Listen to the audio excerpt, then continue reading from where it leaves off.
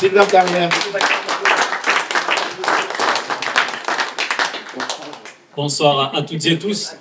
Juste avant d'entamer sur les ZFE, déjà vous remercier à vous pour votre présence, remercier l'ensemble des camarades qui sont intervenus avant ou qui ont présenté cette réunion et puis qui ont milité aussi depuis plusieurs jours pour organiser cette réunion. Donc un grand merci à vous et un grand bravo aussi pour toutes les actions que vous menez. Sur les ZFE, effectivement, donc ça concerne les agglomérations et les métropoles de plus de 150 000 habitants, avec certains seuils et avec chaque année, on est parti du critère 5, 4, 3, et donc dans toutes les agglomérations de plus de 150 000 habitants, on a une ZFE qui est en place, mais qui est souvent pas totalement appliquée. Par exemple, ici, vous n'avez pas encore les contraventions. Quand j'ai commencé cette tournée, puisque là, c'est une des réunions parmi tant d'autres que je fais sur la tournée de France des ZFE. J'ai commencé, par exemple, la première réunion, c'était à Villeurbanne, donc agglomération de Lyon, où là-bas, il y a eu 5000 contraventions qui ont été dressées en 2024 et où les contraventions continuent à avoir lieu avec les différents critères qui ont été appliqués. Donc, on se retrouve aujourd'hui avec une ZFE qui n'est pas appliquée de la même façon ici que dans la métropole de Montpellier, qu'à Lyon, et ainsi de suite. Et on se retrouve aussi avec ce dispositif qui, pour la première fois, parce qu'aujourd'hui on entend beaucoup de choses, on entend notamment certains partis politiques qui se réclament premiers opposants aux ZFE. En France, les ZFE, tu le disais, ça a été dans la Convention citoyenne pour le climat, mais il y a eu un premier vote en France à l'Assemblée nationale, c'était en 2019. Et à ce moment-là, à l'Assemblée nationale, il n'y a qu'un parti politique qui a voté contre la mise en place des ZFE, c'est la France Insoumise. Le Rassemblement national qui se dit aujourd'hui, je reviendrai après, qui se dit aujourd'hui essayer de s'opposer aux ZFE, en 2019, ils ne se sont pas opposés aux ZFE. À côté de ça, on a aussi, et j'y reviendrai dans ma deuxième partie, on a aussi l'hypocrisie de certains, notamment le socle commun, on ne sait plus vraiment en plus d'où il va et jusqu'où il va, mais vous avez, il y a 2 jours, au Sénat, un texte sur la 69, où du Parti Socialiste à la droite et à l'extrême droite, on a voté pour que les travaux de la 69, ils ont voté pour que les travaux de la 69 reprennent. Donc c'est les mêmes qui veulent installer les ZFE d'un côté, qui continuent à faire des projets routiers et autoroutiers. Vous parlez de plus de 1000 projets tout à l'heure, je crois, qui sont décriés. En France, c'est 150 projets routiers et autoroutiers par rapport au collectif La Déroute des routes qui sont décriés. J'étais il y a quelques semaines pas très loin d'ici, de Montpellier, c'est pas très loin d'ici. Sur la 54, on a, nous, le contournement ouest de Montpellier, il y a l'autoroute A69, et il y a tant de projets routiers, autoroutiers. Donc on ne peut pas nous dire, c'est la politique du en même temps encore avec eux, mais on ne peut pas dire, vous n'allez plus utiliser la voiture, mais par contre, on va continuer à faire des routes et des autoroutes qui vont encore plus polluer. Et donc, l'alerte qui a été donnée par les parlementaires de la France Insoumise en 2019, c'était de dire, attention, avec ce dispositif sous couvert effectivement, et tu le disais, je crois, dans l'introduction, c'est de se dire, ok, on va mettre en place les ZFE pour améliorer la qualité de l'air, pour éviter les 48 000 morts dus à la pollution de l'air en France chaque année. Donc ça, c'était la présentation des ZFE. Mais c'est de se dire, le problème avec ce dispositif, et c'est l'alerte qu'ont donné les parlementaires insoumis en 2019, c'est attention, on met la charrue avant les bœufs. Parce qu'aujourd'hui, vous interdisez aux gens d'utiliser la voiture, mais vous ne leur proposez pas d'alternative. Comment ils vont faire demain pour aller au travail, pour aller au service public, pour aller au service de santé, ou, parce qu'on y a droit quand même, et il oublie beaucoup, mais on a le droit aussi à profiter un petit peu de la vie et de se déplacer librement. Et c'est ça l'axe premier sur lequel nous, on essaye vraiment de mettre l'accent, c'est de dire l'État doit garantir le droit à la mobilité pour toutes et tous. Et tu parlais de personnes en précarité énergétique, et il y a un chiffre aussi justement sur les personnes en précarité mobilité. C'est, moi, dans la proposition de loi qui vient d'être déposée au mois de mars, je l'avais déjà déposée au mois de juin 2023. Et à cette époque-là, en 2023, quand on parlait avec différentes organisations, collectifs et tout ça, il y avait le baromètre WeMove qui fait différents chiffrages et statistiques sur la mobilité, qui nous disait en 2023, on a 13 millions de personnes en précarité mobilité. Aujourd'hui, 2 ans après, sans avoir mis réellement en application les ZFE, on est à 15 millions. Il y a en 2 ans, 2 millions de plus de personnes qui ne peuvent plus se déplacer librement. On sait très bien que si demain les ZFE rentrent en application, ce chiffre-là va exploser.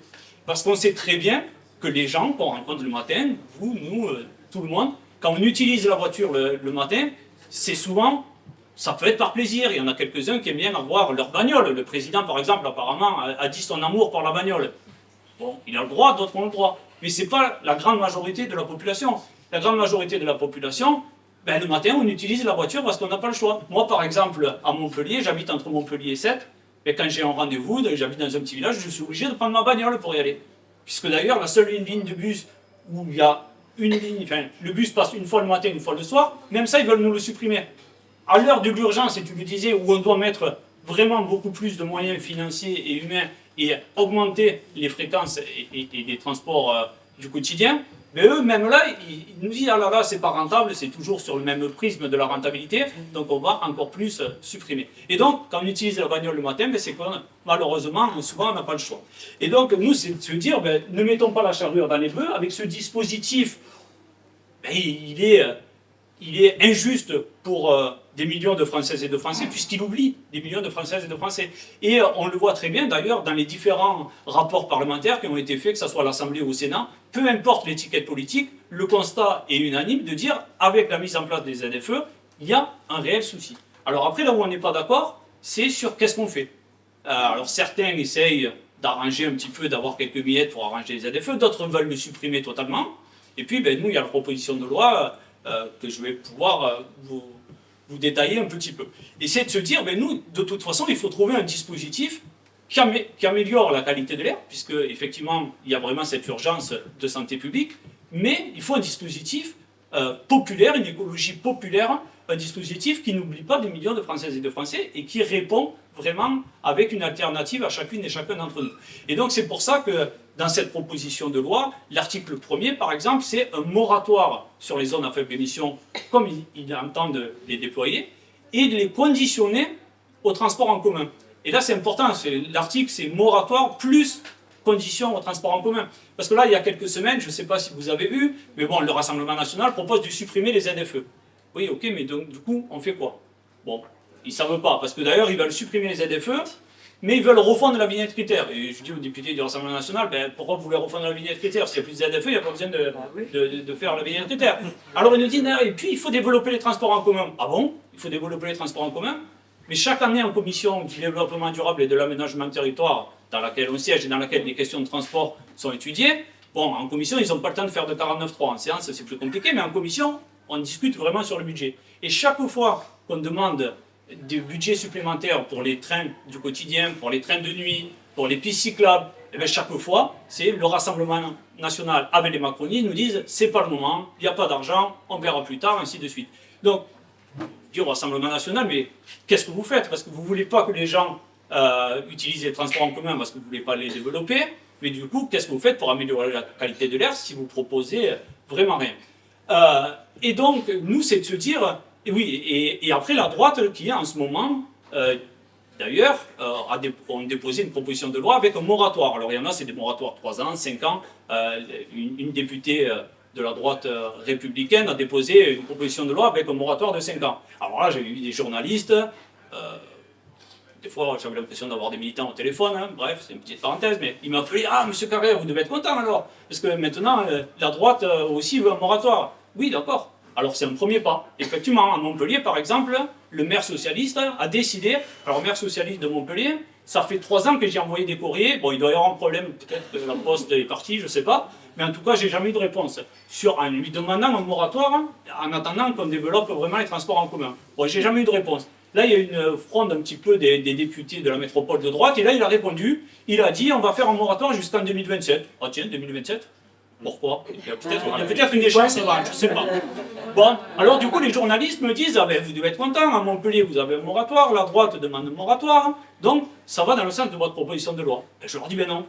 Parce que le moratoire, qu'est-ce qui aura changé en 2027 si on continue comme ça? Qu'est-ce qui aura changé dans 5 ans si on continue comme ça? Il faut vraiment mettre les moyens dans les transports en commun pour développer les transports en commun. Mais tant que vous allez refuser dans les budgets qui sont votés, qui sont pas voter. C'est ça le problème. Mais que vous mettez chaque année à l'Assemblée nationale et les budgets de l'État annuels, mais si vous ne mettez pas de moyens pour développer vraiment efficacement les transports en commun, on ne réglera rien. Donc nous, ça c'est vraiment l'axe premier de la proposition de loi. Et puis alors ils nous disent, oui, mais alors du coup vous êtes contre les ZFE. Ben non, pas contre les ZFE, mettez des moyens, développez des trams, développez des bus, développez... Ils me disaient après. Et je dis, ben après, on regardera les métropoles qui auront besoin, par rapport à la qualité de l'air, de développer encore des ZFE pour améliorer la qualité de l'air. Mais si on développe les transports en commun, les gens ils vont utiliser les transports en commun. Pourquoi à Paris les transports en commun fonctionnent bien? Parce que si vous ratez un métro, dans 3 minutes vous en avez un autre, ainsi de suite. Ça fonctionne plutôt bien, les gens l'utilisent. Quand je dis que ça fonctionne bien, c'est les gens les utilisent. Bien, voilà, après, comme on peut. Mais en tout cas, c'est plus accessible que dans mon village, ou peut-être ici, ou en tout cas dans de nombreux villages. Et c'est de se dire, s'il y a des transports en commun, les gens vont utiliser forcément les transports en commun. Et donc là, on en revient avec le gagnant-gagnant que tu disais tout à l'heure. C'est gagnant pour l'écologie, parce que si on utilise les transports en commun, alors c'est obligatoire, on va améliorer la qualité de l'air. Et c'est gagnant pour l'économie, parce que là aussi, c'est une hypocrisie du Rassemblement national, parce que je leur dis, mais chaque fois, vous dites que vous défendez le peuple. Mais en les condamnant à utiliser la voiture, déjà, on continue et on ne règle pas le problème de la pollution. Mais on sait très bien combien coûte une voiture au quotidien, en entretien, avec l'essence, ainsi de suite, ou le gasoil, et ainsi de suite. Combien coûte une voiture? Donc là, on a ce moratoire conditionné au transport en commun qui aurait un double gain, le gain écologique et le gain économique. Et puis, si vraiment on arrive, alors là, vraiment, si on développe les transports en commun, alors, sur certains, il va se passer quelques années déjà, si on développe bien les transports en commun, que les gens utilisent du coup les transports en commun, et que derrière, on arrive dans une métropole, un endroit où vraiment il faut améliorer la qualité de l'air, à ce moment-là, on en reparlera. Mais je pense qu'on peut dormir tranquille pour quelques temps, et en plus, on aura gagné vraiment sur cette écologie populaire avec des transports accessibles et acceptables à l'ensemble de la population. Parce qu'ils me disent, ben oui, mais dans votre village, vous avez des transports en commun. Je dis, oui, ok, mais soyez sérieux, on a un bus, il passe le matin, il passe le soir. On a la chance, entre deux villages, d'avoir une gare avec un train, sauf que le problème du train, et là on en revient par rapport à, je crois que c'est pas Martine qui disait sur la gratuité des transports par exemple, c'est de se dire, c'est bien la gratuité des transports, nous on le porte dans le programme de la France Insoumise, mais ça doit arriver dans un deuxième temps, puisqu'on sait très bien que le premier frein à l'usage des transports en commun pour l'ensemble de la population, c'est la disponibilité des transports en commun. Parce que nous, on a une présidente de région, Carole Delga, pour pas la nommer, elle se vante, et alors ils sont très forts en communication et en affiche, d'avoir des trains à 1 euro. Oui, très bien, des trains à 1 euro. Mais s'il n'y en a pas, ils peuvent être à 1 euro, ils peuvent être gratuits, ils peuvent être à 10 euros, il n'y en a pas, c'est ça le problème. Et on a le même problème dans la métropole de Montpellier. C'est bien sûr, tant mieux, on a la gratuité des transports, c'est bien. Déjà, attention, c'est la gratuité de transport pour les habitants de la métropole. Donc ça veut dire que si vous n'habitez pas dans la métropole, mais que vous travaillez dans la métropole, et ainsi de suite, et que vous allez vous déplacer, ben, vous avez un problème. Puis il faut dire à Madame Hidalgo qu'il n'y a plus de bornes, parce que sinon, des fois, elle le voit un petit peu trop tard. Parce qu'ils ont enlevé toutes les bornes, puisque comme il y a la gratuité, ben, il n'y a plus besoin. Donc si vous n'habitez pas dans la métropole, et ben, vous cherchez une borne, ben, vous la trouvez. Donc voilà un petit peu les axes là sur cet article. Et après, ben, c'est de se dire, la vignette critère nous pose un problème aussi en l'état. Puisqu'aujourd'hui, la vignette critère prend seulement 2 éléments, et il faut que j'accélère mon avis, parce que sinon je pourrais vous en parler très longtemps, mais la vignette critère, aujourd'hui, prend en compte que l'année de mise en circulation du véhicule et le type de carburant du véhicule. Et on se retrouve là aussi avec une aberration. Par exemple, si vous avez une Clio 2 immatriculée depuis une dizaine d'années, vous n'allez plus pouvoir rouler. Et à côté de ça, un gros SUV qui, par son poids et par son freinage, va beaucoup plus polluer, eh bien, on en revient à ce que tu disais tout à l'heure, c'est que les riches sont jamais inquiétés, puisque eux, ils peuvent changer de voiture, mais ils vont rouler souvent tout seuls dans un gros SUV, donc polluer beaucoup plus qu'un étudiant avoir une Clio 2 qui, lui ou elle, ne pourra plus rouler. Donc nous, c'est vraiment refondre cette vignette critère en prenant le poids du véhicule en compte et l'analyse du cycle de vie du véhicule, parce qu'aujourd'hui, si votre véhicule est en critère 3, dans 100 ans ou dans 200 ans, il sera toujours critère 3, alors qu'on sait que l'analyse du cycle de vie du véhicule va poser problème, va changer tout ça. Et puis le troisième point, je ne vais pas vous faire tous les articles, de toute façon, c'est ces propositions de loi-là qu'on vous mettra sur la table et que vous pourrez prendre en partant pour avoir tous les détails. Le troisième article, c'est une harmonisation. Une harmonisation d'un côté sur les dérogations, parce qu'aujourd'hui, vous avez toutes les métropoles, si vous les prenez, vous avez une liste de dérogations. Déjà, ça montre le premier problème. Parce qu'un dispositif, s'il est bien ficelé, il n'y a pas besoin d'avoir des pages et des pages de dérogation. S'il y a des pages et des pages de dérogation, c'est qu'il y a un problème dans le dispositif. Donc ça veut dire, et c'est ce que tu disais aussi précédemment, c'est qu'il faut mettre pause et repenser tout ça. Et c'est de se dire, mais des dérogations, il faut qu'elles soient harmonisées. Parce que moi, j'ai souvent, et je prends cet exemple, l'an dernier, je parlais avec un vacancier, il me dit, je suis parti de Bretagne avec ma femme en camping-car. J'arrive dans la métropole de Toulouse, sur la 2 fois de voie, je vois un panneau, vous entrez en zone ZFE. Il me dit, je sais très bien quand même au camping-car, j'ai pas le droit. Sauf que qu'est-ce que je fais sur la 2 fois de voie? Parce que comme ils n'ont rien anticipé, mais ils devaient se garer sur la 2 fois de voie, puisqu'il fallait qu'ils s'arrêtent. Bon, il a continué, il a regardé les dérogations. Et il voit dérogation petit rouleur. Donc il voit de dérogation de petit rouleur, on a le droit de rouler 52 jours par an. Donc ça veut dire que même dans cette dérogation-là, dans leur raisonnement de faire culpabiliser les gens, c'est qu'il vous faut demander l'autorisation 52 jours par an de pouvoir polluer, parce que eux, c'est ce qu'ils nous disent, hein, ça. Donc, on en revient à faire culpabiliser, encore une fois, les plus précaires. Ben, regardez, vous êtes obligé d'aller dans la métropole, mais vous n'y habitez pas, c'est la double peine, parce que ben, du coup, il y a le travail, il y a les services de santé, tout ça, vous habitez plus loin, donc on décale la pollution, mais en plus, tout ça parce que vous n'arrivez pas à vous loger, mais en plus de ça, quand vous allez vouloir venir dans la métropole, il va vous falloir le justifier. Donc voilà, il me dit, ben, j'avais petit rouleur, donc je pouvais rouler à Toulouse. Il me dit, quelques jours après, j'étais à Montpellier. Donc pareil, il regarde toutes les dérogations. Et elles étaient complètement différentes, sauf une. Il me dit, je vois petit rouleur. Il me dit, ah ben, je me suis dit, ben, ils en ont au moins une en commune. Eh ben non, manque de pronom, parce que le petit rouleur de Montpellier, c'est moins de 7000 km par an. Donc là aussi, chaque fois que vous utilisez le véhicule, c'est comme pour la conduite accompagnée, il vous faut justifier, vous allez vous déplacer. Donc même quand c'est la même appellation, c'est pas la même dérogation. Ben voilà, on en est dans ce type d'aberration. Et puis par contre, ils ont trouvé une idée géniale, ils en ont plein, et je vais revenir, les macronistes, c'est au-delà de faire des routes et des autoroutes, c'est de dire, bon, mais la métropole de Montpellier, par exemple, a décidé de mettre les 31 communes de la métropole dans la ZFE. Donc vous vous retrouvez avec un village qui est à 30 km du centre-ville de Montpellier, 900 habitants, très très peu de transports en commun, voire pas du tout, qui va, lui, être en ZFE. Sauf qu'on sait très bien que le train ou le tram ne va pas arriver dans ce village, malheureusement, demain.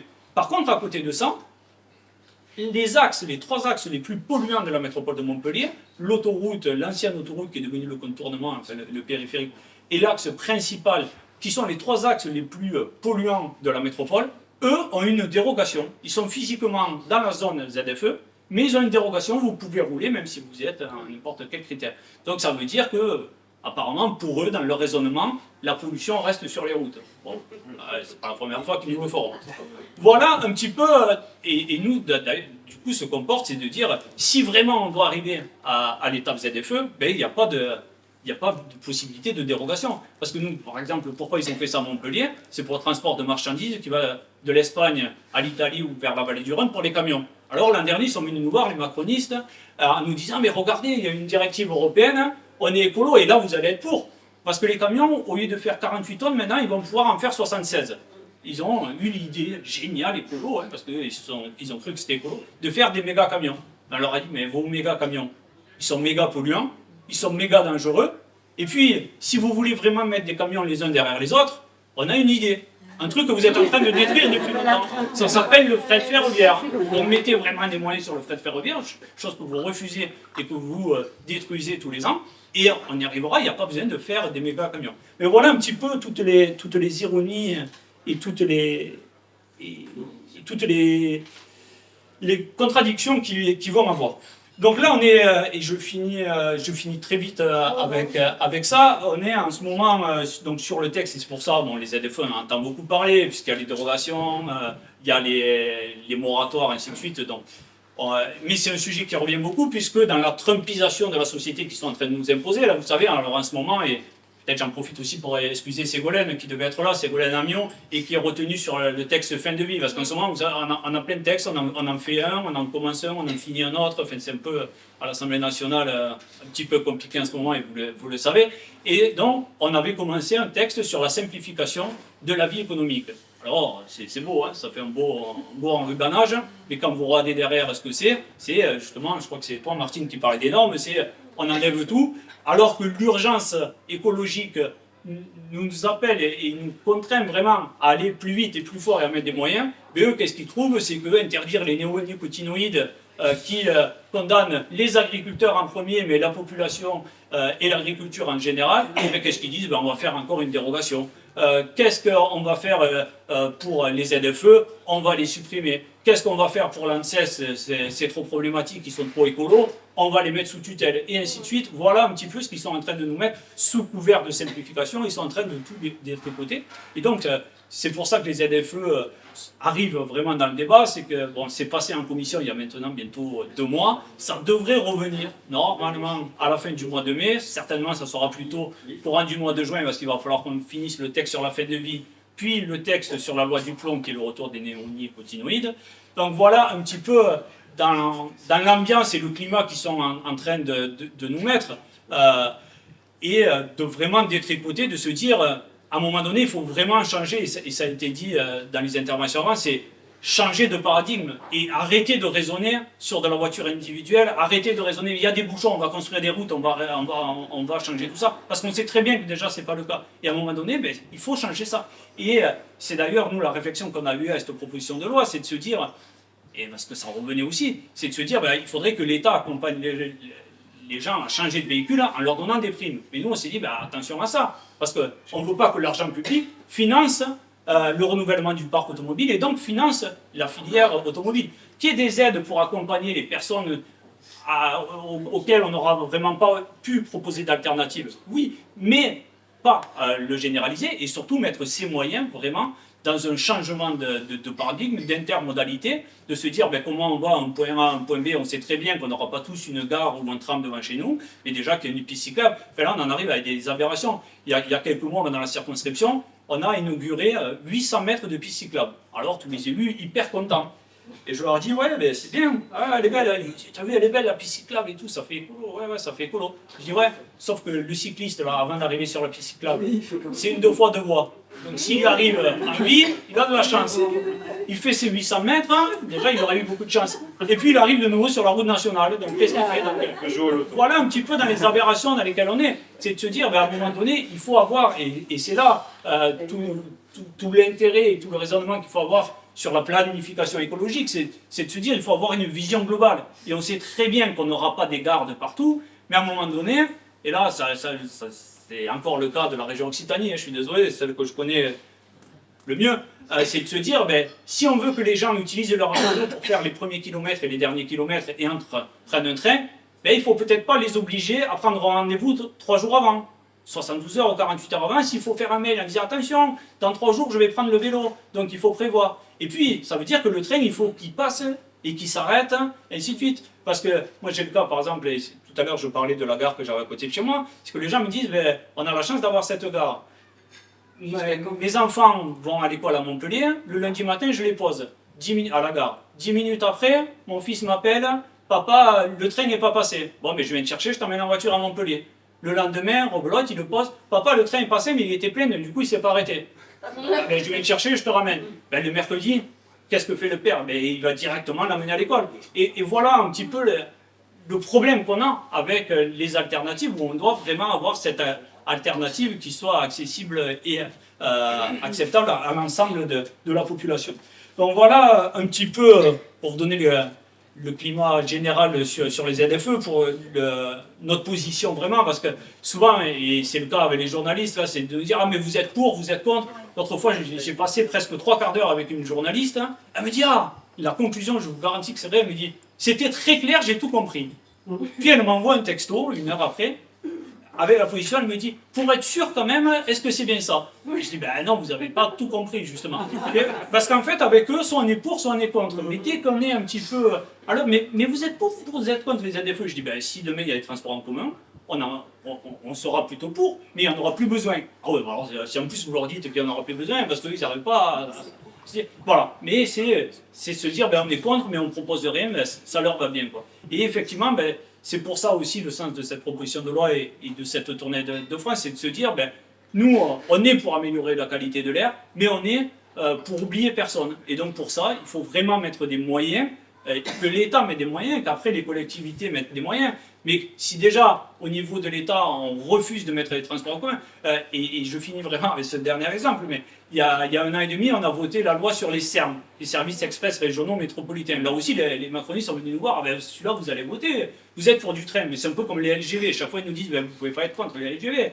Oui, sauf que là, on est toujours dans un raisonnement de transport où il faut aller, c'est le service, moi ce que j'appelle chaque fois, c'est le service plus vite. Il faut aller plus vite, on va faire des autoroutes, il faut aller plus vite, on va faire des LGV, on va faire des SERM là. Car déjà on ne sait pas comment les finance. Et puis, mais nous ce qu'on défend c'est un service public, un vrai service public des transports accessible et acceptable à l'ensemble de la population. Et les SERM, nous à la fin on s'est abstenu en leur disant ouais mais le problème de vos SERM c'est qu'on ne sait pas quand ça va être fait, comment ça va être fait et avec quels moyens ça va être fait. Et on a eu raison, 2 ans après, ils ne savent toujours pas comment ils vont faire. D'ailleurs, ils en avaient prévu 10, ils ont eu 22 candidatures. Et le budget qu'ils avaient prévu, ça finançait même pas un des 10 projets. Donc, on a bien fait de s'abstenir encore, mais c'est de se dire, oui, effectivement, on est pour le ferroviaire, mais pas pour des LGV pour gagner 13 minutes. Parce qu'en plus, sur les LGV où souvent vous gagnez 13 minutes, si vous allez du point A au point B, donc du début à la fin de la ligne. Mais là, par exemple, et c'est le cas à Bordeaux, mais c'est le cas chez nous à Sète sur le bassin de Thau, ça veut dire que le train ne va plus s'arrêter dans les gares que j'évoquais tout à l'heure. Donc vous allez devoir prendre votre voiture pour aller à la gare qui sera à 30 ou 40 km de là. Donc le gain des 13 minutes, vous l'avez perdu, le gain écologique, vous l'avez perdu, et ainsi de suite. Donc il faut vraiment changer, et nous c'est vraiment, et ça sera ma conclusion, mais c'est changer ce paradigme-là. On sait très bien malheureusement qu'avec eux ça va être très compliqué, et d'ailleurs Clément Beaune, qui était anciennement le ministre des Transports, un jour on va le rencontrer, il nous dit ouais, vous savez, il y a beaucoup de points où je suis en accord avec vous, mais vous savez, il y a une réalité, c'est que derrière, il y a Bercy, et du coup, niveau financier, on ne peut pas. Ben non, ce n'est pas un problème d'argent, parce que quand vous avez 800 milliards pour mettre dans la guerre, l'argent, il y est. Mais par contre, vous pouvez, c'est une volonté politique où il faut vraiment développer aujourd'hui les transports en commun. Et pour ça, c'est une mobilisation ici à l'échelle municipale, au niveau des intercos, au niveau régional, à tous les états de toute façon, puisque les transports concernent vraiment toutes les... J'allais dire les strates, mais j'aime pas ce mot, je ne sais pas, mais en tout cas à tous les niveaux de notre pays. Et c'est de se dire, effectivement, il faut rester mobilisé là-dessus pour éviter déjà, dans un premier temps, qu'ils reviennent sur les avancées, notamment sur le plan vélo, par exemple, où ils sont revenus même là sur les budgets, mais c'est surtout pour enclencher vraiment cette bifurcation écologique. Alors on sait très bien qu'avec eux, ça va être très compliqué de le faire. Donc pour bifurquer, il faut bifurquer le gouvernement, il faut les foutre dehors très rapidement pour vraiment les changer eux aussi.